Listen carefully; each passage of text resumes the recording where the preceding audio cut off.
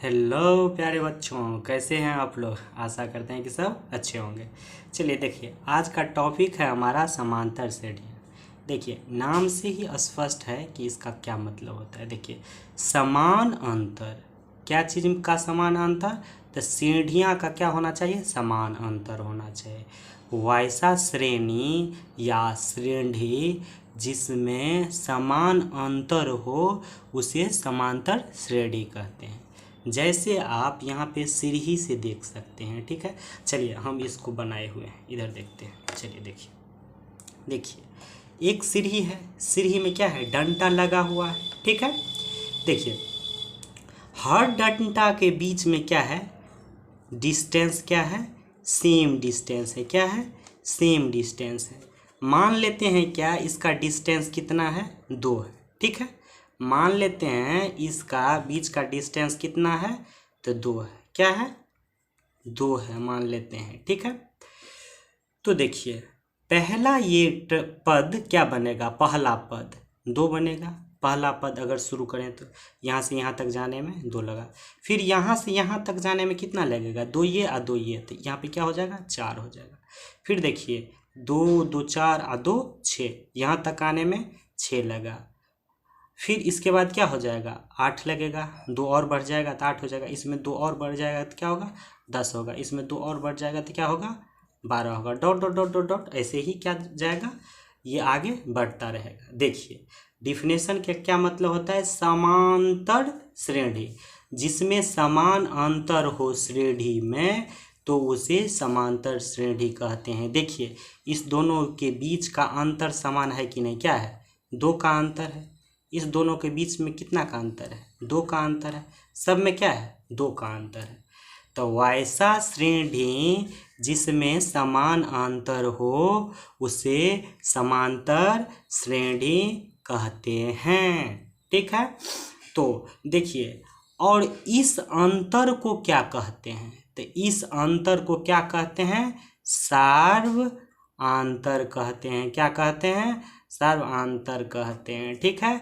जिसको हम पद अंतर भी कहते हैं, ठीक है, या पदांतर भी कहते हैं, पदांतर, ठीक है। या पदांतर बोलिए, या पद का अंतर बोलिए, या सर्वांतर बोलिए, या 2 पदों के बीच का अंतर बोलिए। देखिए इस पहला पद को क्या बोलते हैं, प्रथम पद। प्रथम पद, ये क्या हो जाएगा, तो दूसरा पद। ये क्या हो जाएगा, दूसरा पद, ठीक है। ये क्या हो जाएगा, तो तीसरा पद, ठीक है। ऐसे ही चौथा पद, पांचवा पद, छठा पद, सातवां पद, आठवां पद, ऐसे ही कितना तक जाएगा, n तक जाएगा, ठीक है। तो इस समांतर श्रेणी को हम जान चुके हैं। अगर इसका आपको डिफिनेशन लिखना हो तो क्या लिख सकते, तो देखिए किसी भी संख्याओं का समूह, किसी भी संख्याओं का समूह हो जिसे या जिसमें, ठीक है, जिसमें, ठीक है, क्रमांगत क्या हो, क्रमांगत। क्रमांगत मतलब क्या होता है, लगातार। क्रमांगत पदों के बीच क्या हो, क्रमांगत पदों के बीच का अंतर क्या होना चाहिए, समान होना चाहिए ना। तो चलिए अंतर क्या होना चाहिए, समान हो तो उसे क्या कहते हैं, समांतर श्रेणी कहते हैं या श्रेणी कहते हैं, ठीक है, श्रेणी, ठीक है, श्रेणी कहते हैं। देखिए समांतर श्रेणी को अर्थमेटिक प्रोग्रेशन भी कहते हैं और एपी भी कहते हैं। देखिए यहाँ पे किसी भी संख्याओं का समूह हो जिसमें क्रमांगत पदों के बीच का अंतर या बीच का अंतर समान हो तो हो तो उसे समांतर श्रेणी कहते हैं। ठीक है, देखिए क्रमांगत मतलब क्या होता है, लगातार होता है। यानी यहाँ पे कह सकते हैं नोट में ये भी कह सकते हैं कि क्रमांगत, ठीक है, क्रमांगत पदों के, ठीक है, बीच का अंतर को हम क्या कहते हैं, तो सर्वांतर कहते हैं। क्या कहते हैं, सर्वांतर कहते हैं। ठीक है, सर्वांतर कहते हैं। ठीक है, जिसे हम डी से क्या करते हैं, सूचित करते हैं। भाई डी से ही क्यों सूचित करते हैं, डी से ही सूचित क्यों करते हैं, तो क्योंकि सर्वांतर का इंग्लिश होता है कॉमन डिफरेंस। क्या होता है, कॉमन डिफरेंस। इसको हम सी और डॉट डी भी बोल सकते हैं या डी भी बोल सकते हैं। ठीक है, तो देखिए क्रमांगत जो ये पद होता है उसको क्या कहते हैं, लगातार। ठीक है, कॉमन डिफरेंस का मतलब होता है क्या, कि लगातार दो संख्याओं के बीच के अंतर को क्या कहते हैं, कॉमन डिफरेंस कहते हैं। तो कॉमन डिफरेंस बराबर लिख सकते हैं हम यहाँ पे, क्या लिख सकते हैं कि second term minus first term. क्या लिख सकते हैं, यानी दूसरा पद माइनस पहला पद। ठीक है, दूसरा पद माइनस पहला पद लिख सकते हैं।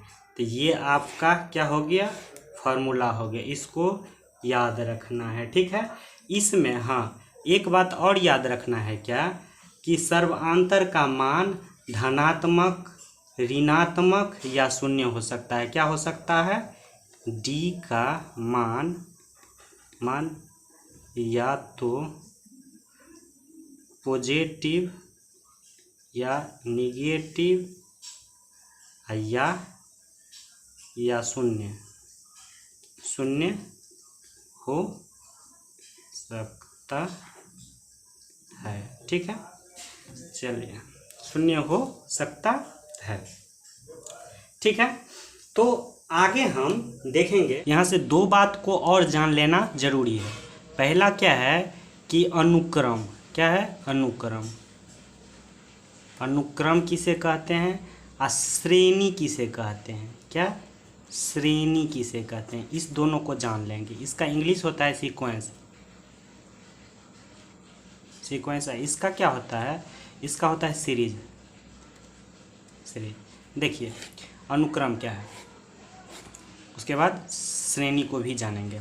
देखिए अनुक्रम उसे कहते हैं कि किसी भी संख्या के समूह को अगर हम लिखते हैं तो उसमें कोई निश्चित नियम अगर फॉलो करे तो उसे हम अनुक्रम कहते हैं। लेकिन वह सारी संख्या कोमा करके लिखा हुआ हो, जैसे 2, 4, 6, 8 ... देखिए कोमा करके लिखा हुआ है। और ये एपी कब होगा, एपी यानी अर्थमेटिक प्रोग्रेशन, यानी उसको हिंदी में क्या कहते हैं, समांतर श्रेणी। जब इस दोनों के बीच का अंतर अगर समान हो तो क्या कहेंगे कि यह सीरीज एपी में है, ये सीक्वेंस एपी में है। ठीक है, जैसे दूसरा एग्जाम्पल अगर लेंगे तो 1, 3, 5, 7 ... जाएगा। ऐसे ही अगर हम श्रेणी में लेंगे तो ये जो सीक्वेंस है अनुक्रम, इस कोमा के जगह पर या तो प्लस या तो माइनस चिन्ह के साथ लिख दे तो उसे श्रेणी कहते हैं। इसी उदाहरण को अगर हम प्लस या माइनस चिन्ह के साथ लिख दे तो उसे श्रेणी कहते हैं। जैसे हम देखिए 2 + 4 + 6 + 8 + ... ठीक है, जैसे 1 + 3 + 5 + 7। यहाँ पे आप माइनस भी यूज कर सकते हैं, इसके लिए कोई दिक्कत नहीं है। माइनस रहे या प्लस रहे वो सीरीज कहलाता है, अगर कोमा करके रहे तो ये सीक्वेंस कहलाता है। चलिए देखिए, हमारा कॉमन डिफरेंस वाला वर्ड क्या है कि second term minus third term, यानी पहला टर्म को इन जनरल, अगर इन जनरल देखा जाए, ठीक है, इन जनरल देखा जाए, जनरल देखा जाए तो फर्स्ट टर्म को क्या कहते हैं, फर्स्ट टर्म को क्या कहते हैं, A1 कहते हैं। सेकेंड टर्म को क्या कहेंगे, A2 कह देते हैं। थर्ड टर्म को क्या कहेंगे, A3 कह देंगे। ऐसे करके कोमा कोमा करके लिख सकते हैं। A4 कह देंगे, डॉट डॉट डॉट डॉट कहाँ तक जाएगा, ये nवां टर्म तक जाएगा। इसमें अगर लिखना हो ऐसे करके तो क्या हो जाएगा, A1 हो जाएगा प्लस A2 हो जाएगा प्लस A3 हो जाएगा plus dot dot dot dot n तक जाएगा। इसको क्या कहते हैं, प्रथम पद कहते हैं। इसको क्या कहते हैं, सेकंड टर्म कहते हैं, यानी दूसरा पद कहते हैं। इसको तीसरा पद कहते हैं। देखिए अब हम प्रथम पद को, ठीक है ना, एक चीज़ यहाँ पे गौर करना है, इसको आप in general T1 T2 T3 करके भी लिख सकते हैं, ठीक है। इसको भी T1 T2 T3 करके भी लिख सकते हैं। अब इन जनरल आप यहाँ पे ये देख सकते हैं कि second term minus first term, common difference का क्या फार्मूला होता है, second term minus first term.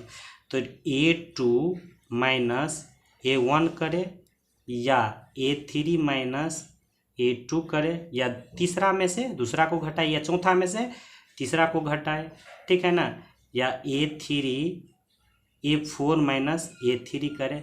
सारा क्या आएगा, D आएगा। सारा का मान क्या आएगा, समान आएगा। देखिए कैसे आएगा समान, तो देखिए दोनों के बीच का अंतर क्या है, समान है कि नहीं, दोनों के बीच के अंतर समान है कि नहीं। जब ये अंतर समान आएगा तभी हम जानेंगे कि ये क्या है, AP में है सीरीज, ठीक है। उसके बाद ही आगे बढ़ेंगे क्वेश्चन को बनाने के लिए। चलिए ठीक है, तब अब हम Tn का वैल्यू क्या होता है, फर्स्ट टर्म को T1 कहते हैं, सेकेंड टर्म को T2, थर्ड टर्म को T3 कहते हैं, डॉट डॉट Tn को An कहते हैं। अब ये An बराबर फार्मूला क्या होता है, लास्ट टर्म बराबर फार्मूला क्या होता है, यानी कि nवां पद कैसे निकालते हैं, तो इसको अब जानते हैं। देखिए, समांतर श्रेणी का nवां पद ज्ञात करें जहाँ कि n कोई धनात्मक पूर्णांक है। क्या करना है, nवां पद ज्ञात करना है। इसको इंग्लिश में क्या करते हैं, to find the nth term of an AP where n is any positive integer, ठीक है।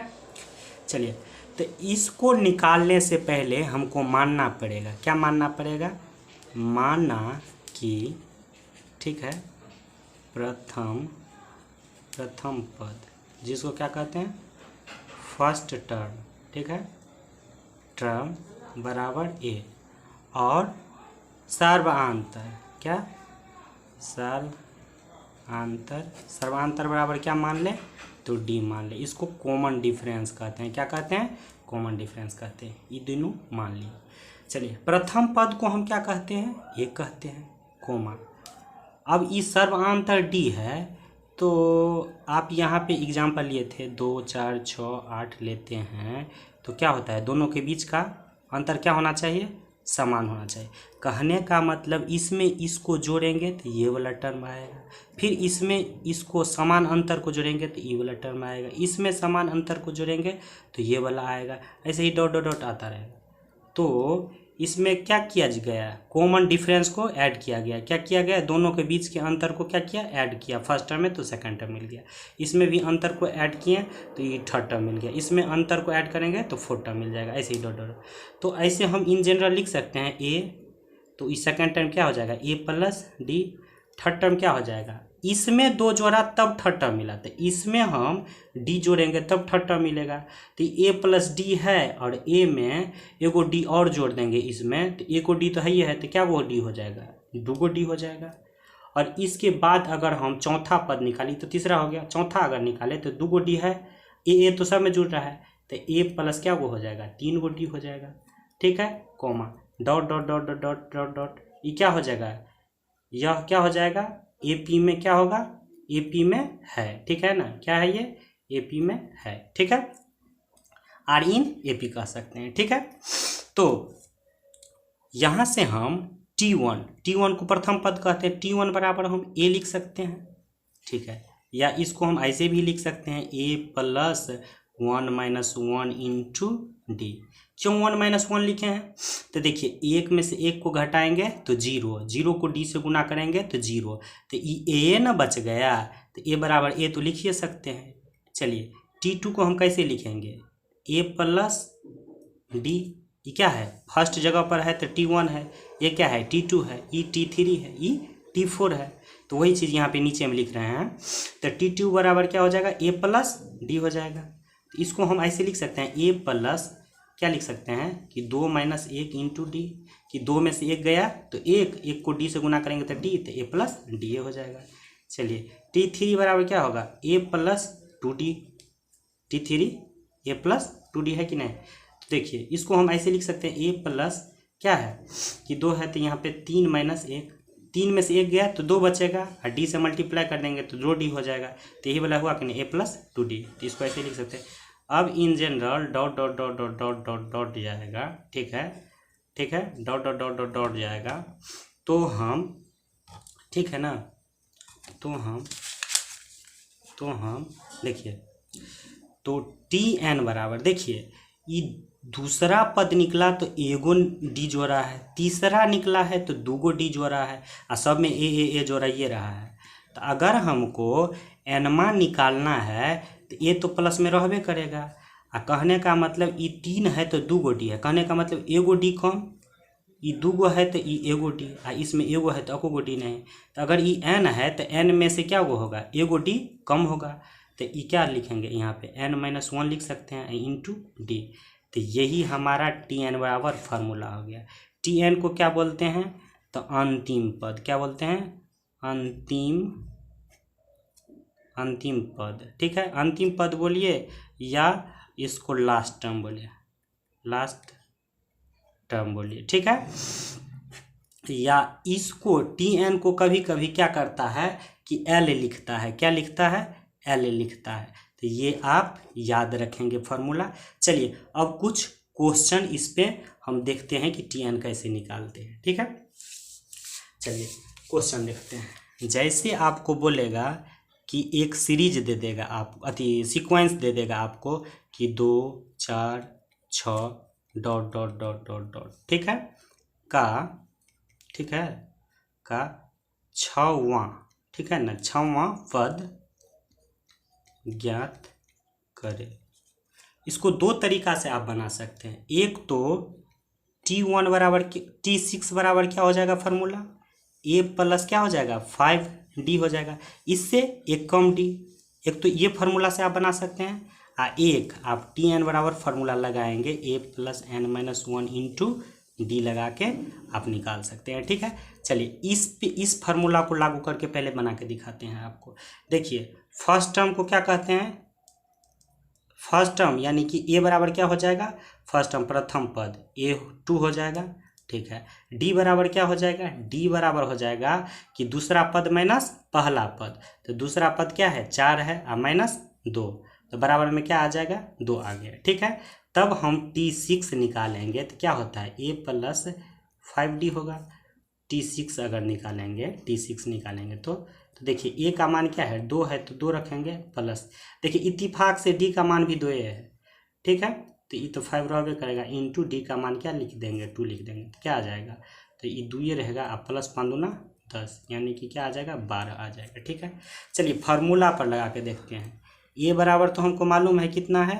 2 है, और d बराबर क्या है? d बराबर भी 2 आया है, तो इसमें पुट कर देंगे खाली, ठीक है। तो Tn, n के जगह पर क्या 6वां पद निकालना है तो 6 देंगे, ठीक है। a बराबर क्या है? 2 है, तो 2 प्लस n का मान मालूम नहीं है, n का मान हाँ मालूम है, क्या है? ठीक, n के जगह पर क्या है? 6 है ना, तो 6 देंगे, माइनस 1 देंगे, ठीक है। और ये d का मान क्या है? 2 है, तो 2 देंगे, ठीक है। n का भी मान मालूम है, n इक्वल टू 6 है, ठीक है। तो 2 प्लस 6 में से 1 गया तो क्या हो गया? 5 गुना 2, ठीक है। तो क्या हो जाएगा? 5 दूना 10 और 2 12, क्या हो जाएगा? 12 हो जाएगा आंसर। अगर आपको दूसरा क्वेश्चन देखिए, ये तो पहला क्वेश्चन था, दूसरा क्वेश्चन देखिए। दूसरा क्वेश्चन आपको बोलेगा a बराबर 5 कोमा d बराबर आपको दे देगा 10 दे देगा, तब बोलेगा आपको कि चौथा पद बताइए या 5वां पद बताइए, या 4 लगातार पद बताइए। ठीक है, तो देखिए ए और डी का वैल्यू मालूम है। अगर T1 पूछे तो ये 5 हो जाएगा, T2 पूछे, ठीक है, तो क्या हो जाएगा ए प्लस डी। ए का मान कितना 5 और प्लस डी का मान कितना 10, बराबर में क्या हो जाएगा 15 हो जाएगा। ठीक है, अगर आपको पूछे कि तीसरा टर्म क्या होगा तो T3, तो ए प्लस क्या होता है 2D होता है। तो ए के मान क्या है 5 है तो 5 और प्लस 2 इंटू डी के मान कितना है 5 है तो 5 डालेंगे।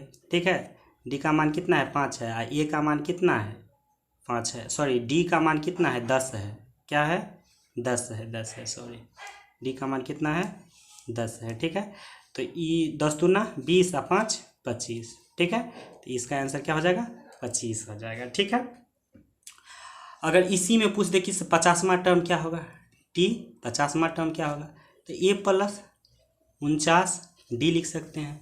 क्या लिखेंगे ए प्लस 49 डी, ए का मान 5 और प्लस 49 इंटू डी का मान 10। तो देखिए तब क्या होगा ये 5 ऐसे ही रहेगा, 49 को 10 से गुना करेंगे तो 490 हो जाएगा और ये 490 में 5 जोड़ देंगे तो 495 हो जाएगा। सिंपल बात है, यही आंसर हो जाएगा।